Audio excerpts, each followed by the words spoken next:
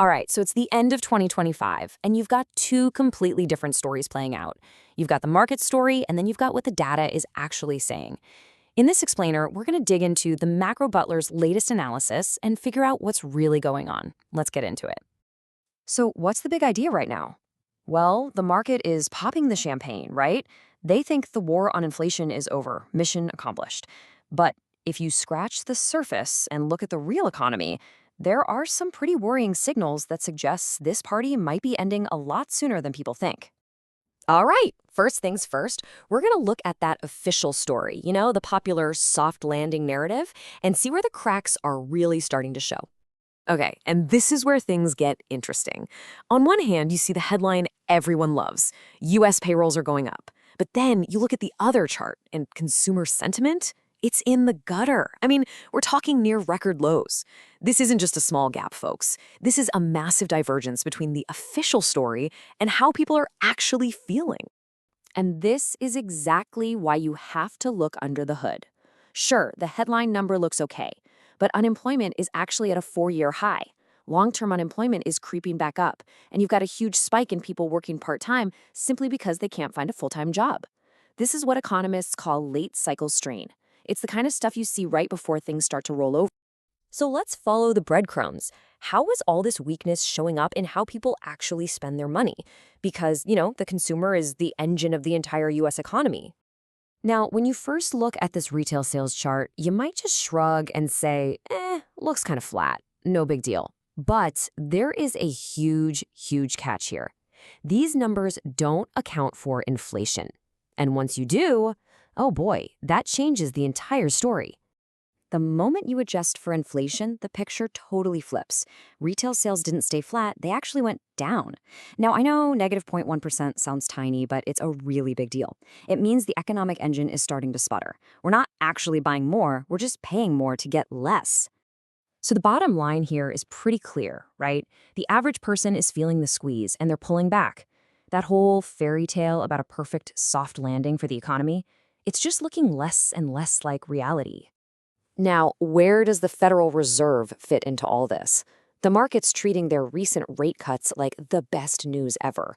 But there's another way to look at it, a much more cautious one that we really need to talk about. And this right here is the critical disagreement. The market sees rate cuts and goes, hooray, the Fed won, now they're juicing the economy. But the Macro Butler's take is that historically, that's the complete opposite of what's happening. The Fed usually cuts rates because they see trouble coming. It's not a victory lap. It's them sounding the fire alarm. Okay, I know this chart looks a bit complicated, but stick with me. The idea is really simple. It's called a Taylor rule matrix. Just think of it like a cheat sheet for the Fed. Based on things like inflation and unemployment, it spits out the interest rate they should be targeting. And right now, with current inflation and unemployment numbers, the model says the rate should be around 5.65%. And bam, here is that disconnect, clear as day. The model says the rate should be up at 5.65%. Where is the Fed's actual rate? Way down at 3.75%. That's not a small gap, that's a canyon. And when you see a gap that massive, you have to start wondering, are these decisions being driven by economics or maybe by something else, like politics?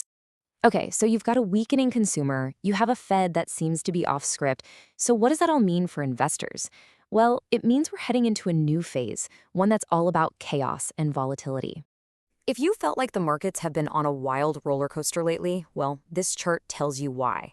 You're looking at something called the Chaos Index, basically a measure of global instability, and it's been trending up. You mix that with higher energy costs, and what you get is a recipe for serious market volatility. The big takeaway is that these wild swings aren't temporary anymore. They're the new normal. So what's the upshot for your portfolio?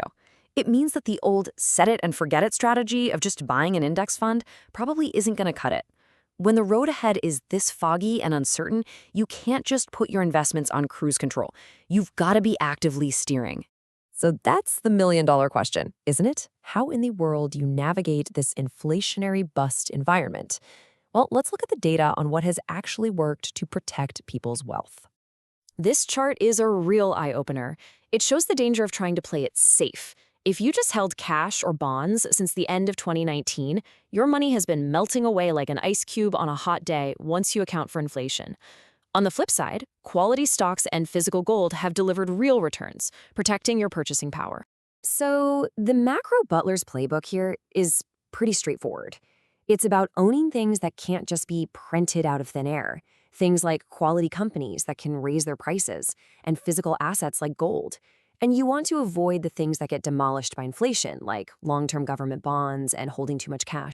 And finally, let's get to what the Macro Butler says is the single most critical warning sign that every investor should be watching like a hawk right now.